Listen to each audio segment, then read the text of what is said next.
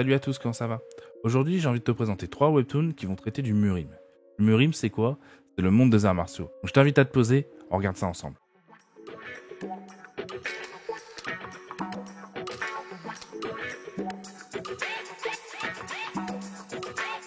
Aujourd'hui, pour bien comprendre l'univers de webtoon dont je te parle, d'abord je te définis ce que c'est le Murim. Le terme Murim est souvent utilisé dans les œuvres de fiction coréennes, en particulier dans les webtoons, et ça fait référence à un univers caché, parallèle, où se déroulent des événements surnaturels, des arts martiaux extraordinaires et d'autres phénomènes fantastiques. En général, le terme Murim peut être traduit littéralement par un monde martial, monde des arts martiaux. C'est un concept qui englobe un monde secret où des arts martiaux puissants, des combattants talentueux et des individus dotés de compétences extraordinaires vivent et s'affrontent. Les histoires qui se déroulent dans cet univers mettent souvent en avant des compétitions, des rivalités, des alliances, des aventures qui gravitent toujours autour des arts martiaux et de pouvoirs spéciaux. Les personnages dans l'univers Murim sont généralement dotés de capacités surhumaines comme la maîtrise de techniques de combat exceptionnelles, la manipulation d'énergie spirituelle ou même parfois des pouvoirs magiques. Les récits du Murim incluent souvent des thèmes de croissance personnelle, d'honneur, de loyauté, de trahison et de pouvoir. Il est important de bien noter que le concept de Murim, c'est pas du tout basé sur la réalité. C'est une création qui est une création pure de la fiction coréenne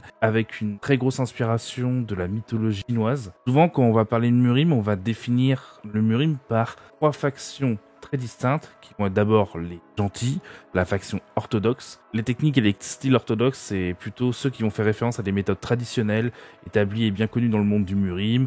C'est des approches classiques, reconnues dans l'enseignement des arts martiaux et des pouvoirs surnaturels. La faction orthodoxe va souvent être rattachée à la faction du bien, la faction qui représente la bienséance, souvent ceux qui ne voudront pas déroger à la règle établie. Alors que, à l'opposé, quand on parle de faction orthodoxe, on va en mettre en opposition la faction unorthodoxe. La faction unorthodoxe, ça va être des styles et des techniques qui vont être inhabituels, tout créatifs et expérimentaux. On se détache souvent des méthodes conventionnelles et on peut souvent impliquer l'utilisation de pouvoirs spéciaux, des techniques inhabituelles et des tactiques surprenantes. Les factions ou les individus unorthodoxes, ça peut être considérés comme des rebelles, des innovateurs, car ils s'écartent souvent des normes établies. Ça va être souvent, dans les manhwa et dans les webtoons, ça va être ceux qu'on va retrouver sous le nom des sectes des mendiants, les informateurs, ça va être aussi les bandits des grands chemins qui fait des techniques, ça va être ceux qui vont se battre en utilisant qui vont pas respecter l'honneur, qui vont se battre de façon un peu plus sale en utilisant de la terre, des quotidiens, voilà.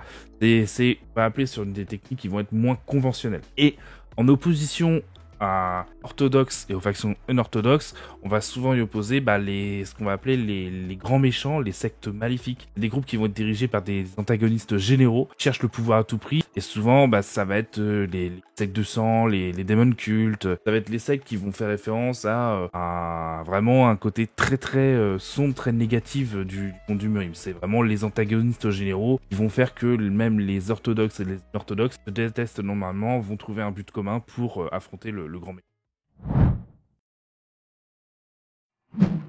Le premier webtoon dont je vais te parler, c'est le retour du clan Wassan. C'est un webtoon qui a été dessiné par Liko et qui a Biga en tant qu'auteur.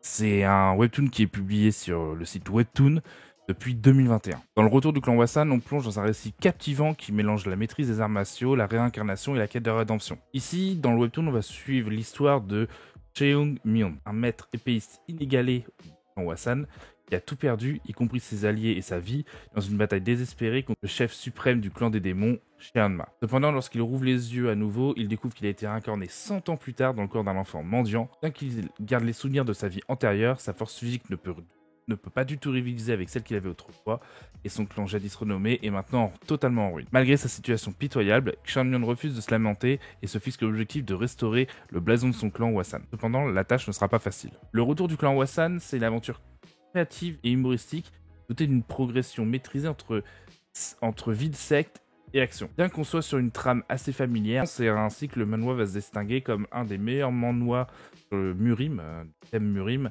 et qui offre un mélange fascinant entre le fantastique et les arts martiaux. Ce manhwa incarne parfaitement l'esprit des arts martiaux, tout en ancrant son protagoniste surpuissant avec des limites logiques et une personnalité mémorable. En effet, le fait que le personnage principal soit le meilleur de son clan avant sa mort et qu'il se réincarne dans le corps d'un mendiant qui n'avait rien à voir avec le clan Wassan, fait qu'il doit tout réapprendre et surtout refaire développer son corps au niveau qu'il avait longtemps. La narration explore des dynamiques complexes entre les membres de la secte, ajoutant une profondeur bienvenue à l'ensemble. Protagoniste, Sean Myun, qui était le plus fort de son clan et le personnage des personnes les plus respectées, se retrouve en bas de l'échelle et il va devoir composer avec ça tout en essayant d'instaurer son autorité, mais en même temps tout en respectant ses aînés. Le retour du clan Wassan, c'est vraiment une petite pépite du monde des Manhwa qui allie facilement et habilement les intrigues captivantes et un développement de personnages remarquable. Au cœur de l'histoire, on trouve Jang Myun, un protagoniste qui incarne parfaitement l'esprit des arts martiaux. Sa quête est de restaurer la grandeur de son clan déchu, le clan Wassan, et ça en fait une histoire inspirante et très émotionnelle. Ce qui rend le manhwa vraiment spécial, c'est la manière dont il parvient à fusionner des éléments familiers avec des détails qui vont être très innovants. L'idée de la réincarnation, des sectes en conflit et de la quête de rédemption, ça offre une toile de fond vraiment captivante. L'auteur a ainsi su naviguer avec brio entre l'action palpitante et le développement subtil des relations entre les personnages. Et Liko, quant à lui, transcende les attentes avec un art du dessin et un artwork à couper le souffle. Chaque dessin est soigneusement conçu, les expressions du personnage sont riches en émotions et les scènes d'action sont d'une fluidité saisissante. Le manhwa, c'est vraiment une œuvre exceptionnelle qui n'est pas pourtant exempte de quelques défauts mineurs. Certaines parties peuvent sembler traîner en longueur et la distinction entre les personnages importants et certains personnages secondaires pourrait être plus clairement établie. Cependant, pour moi, ça n'entrave pas du tout à la plaisir de la lecture. En résumé, le retour du clan Wassan, celui en haut de la liste des manhwa Murin, c'est un mélange ingénieux d'action, d'émotion et de développement de personnages qui en fait une lecture totalement incontournable pour les amateurs de ce récit de type aventure et d'arts martiaux. À chaque chapitre, on se sent entraîné dans l'univers captivant du Murim présenté dans cette œuvre et on adore accompagner Shang Myun dans sa quête de rédemption et dans sa volonté de refaire du clan Wassan le meilleur des clans du Murim actuel. Le second webtoon dont j'ai envie de vous parler, c'est Murin Login. C'est un webtoon qui a pour auteur Zero Big et qui a pour dessinateur Cheol Byung-jang. Et il est publié depuis 2020 sur le site Kakao Page. Le webtoon va dans un premier temps nous plonger dans un monde où des chasseurs se dressent contre des monstres surgis de portes, de gates, et notre protagoniste, notre personnage principal, est Jin Tae-kyung. Jin Tae-kyung est un chasseur coréen de 27 ans qui signe le rang F depuis le début de sa carrière. Malgré début timide, assez flou, on sait qu'un an avant le début de l'histoire, il a intégré la guilde de pique-nique et a chassé inlassablement depuis dans différentes gates, dans différentes portes, jusqu'à l'incident tragique du district de Sangdong, où il est le seul survivant de son équipe. Suite à cet événement, il a disparu pendant un an et a été interrogé par différents inspecteurs. De retour à sa guilde, il est par contre licencié pour une cause de restructuration. Cependant, on voit bien que c'était à cause de l'intention que les inspecteurs lui portaient. Cependant, le jour de son licenciement, il rentre et met la main sur une capsule de réalité virtuelle appelée l'Arc 2020 et se retrouve pris au piège dans le monde du Murin Login. Dans le monde du Murin Login, il se retrouve pour prendre possession du corps de Tae-kyung Jin, le plus jeune fils de la famille Jin, qui avant la possession par notre héros, était un playboy invétéré, bon à rien, fauteur de troubles, qui dissipait les fonds de la famille en compagnie de femmes, d'alcool et de jeux d'argent. Il était extrêmement gâté, il vivait seul dans un appartement de plusieurs étages et consacré. Il y avait même un étage consacré à ses vêtements. Sa bibliothèque, elle, ne comprenait qu'une seule pièce, remplie de romans érotiques. Donc, en résumé, c'était un bon à rien. Cependant, notre héros, maintenant dans le corps de ce protagoniste, apprend par l'interface de la capsule que s'il meurt dans ce corps, il meurt également dans la réalité. Et donc, il va maintenant avoir une quête de découvrir et de savoir comment il peut faire pour sortir de la capsule, retourner à la réalité. Et pour ça, il va devoir s'endurcir et développer ses pouvoirs dans le corps de l'ancien playboy qui était. Une fois qu'il a pris possession du corps de Jin Tae-kyung, notre héros se voit donc un corps d'une personne totalement abjecte et il va tout faire pour redorer le blason de celui-ci, mais surtout s'entraîner pour développer ses compétences grâce à un système comme un jeu vidéo et apprendre de plus en plus des arts martiaux et de prendre de plus en plus de connaissances au fur et à mesure où l'histoire avance. En effet, il arrive à se retourner à la réalité. Et c'est là en fait l'important du manhwa, c'est que une fois en fait où il retourne dans la réalité, on voit que toutes les capacités, toutes les choses qu'il a appris dans le monde du Murim, en fait,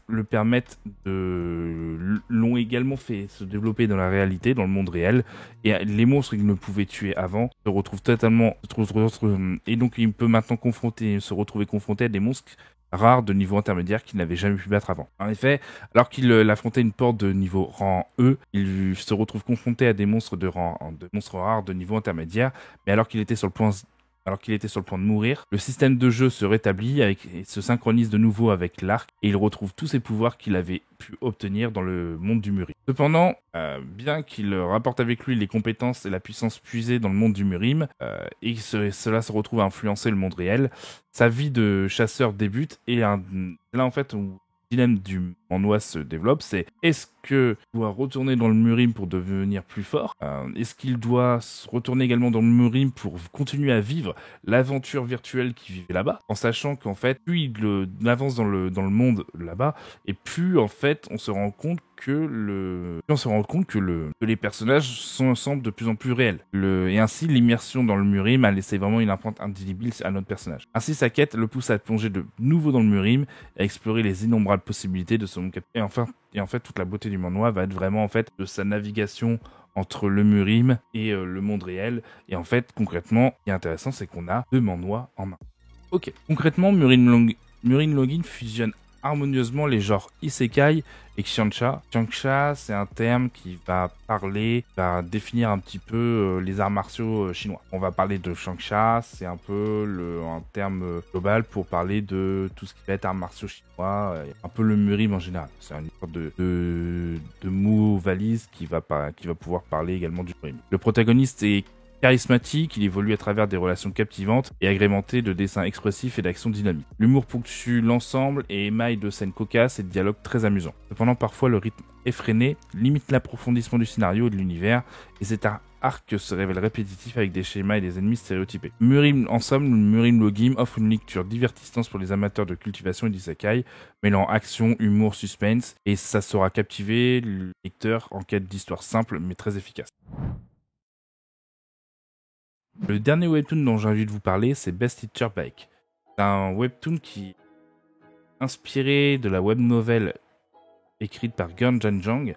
C'est un webtoon qui est dessiné par Horibori et qui a été adapté par Seokjun Lee. C'est un webtoon qui va se retrouver également sur le site Webtoon et qui est publié depuis 2021.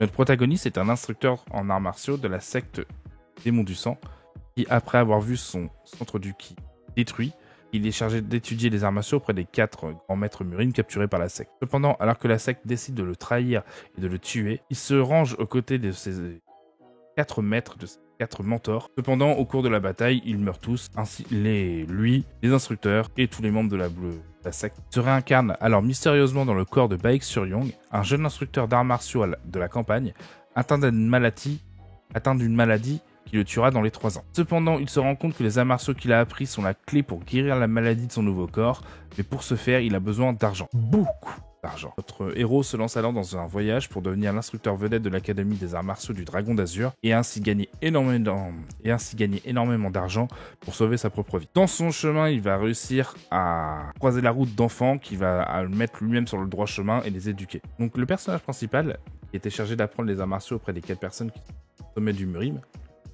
orthodoxe, et qui avait également des connaissances sur la secte du sang, puisqu'il a été l'instructeur de cette dernière pendant un long moment dans sa vie passée, avoir les connaissances en même temps du top du monde orthodoxe et également du top du monde maléfique. Et donc, grâce à ses connaissances de ses 2 anciennes vies, et grâce à des connaissances de son ancienne vie, sa priorité va donc être de se soigner et de devenir le plus fort. En chemin et en travaillant pour l'académie, il se découvre des futurs rivaux, des complots qui sont de plus en plus sinistres et les moyens de le rendre plus fort, mais il va également trouver un nouvel objectif, l'ambition de transmettre les différents arts martiaux qu'il a appris à des disciples dignes du nom. Et donc en fait, il va se faire la volonté de transmettre les connaissances qu'il a appris de ses mentors à des disciples qui pourraient correspondre à la vision et à la volonté que ses mentors avaient. C'est ce dernier objectif qui, en fait, pour moi, rend l'histoire intéressante. En effet, on n'est pas seulement sur une quête d'un protagoniste qui veut retrouver sa gloire d'antan, mais en fait, on est également sur une quête d'un protagoniste qui veut transmettre ce qu'on lui a appris et perdurer l'héritage qu'il a eu à des personnes qui pourraient reprendre le flambeau de ses anciens mentors. Et en fait, cette nouvelle génération seront plus tard les futurs dirigeants du Murim orthodoxe. Pour moi, c'est un manhwa qui présente une prémisse intrigante de la réincarnation dans un corps vulnérable. L'objectif de devenir un instructeur imminent, sortir de la vie. L'auteur propose un mélange captivant de politique académique et de rivalité. Les dessins affichent des lignes nettes, des actions fluides et des émotionnelles convaincantes, bien que parfois les arrière-plans peut-être un petit peu plus étonnants. Le protagoniste, bien qu'un cliché surpuissant, apporte une touche unique et en contenant les limites physiques, en adoptant une approche plutôt stratégique qu'il pourrait faire pour avancer. Les personnages secondaires sont prometteurs et l'intrigue s'intensifie avec des éléments politiques et moraux. Donc en fait, concrètement, c'est vraiment un manhwa très prometteur.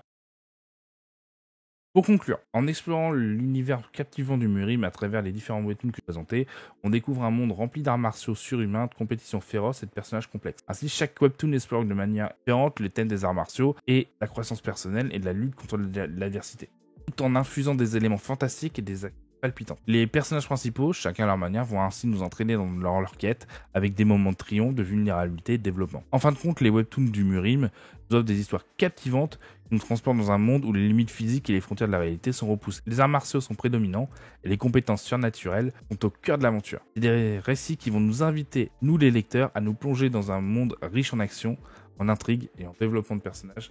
Et c'est qu'une infime partie que nous offrent les manhwas sur les Murim.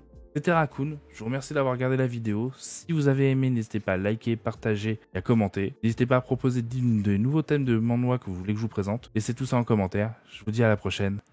Tchuss.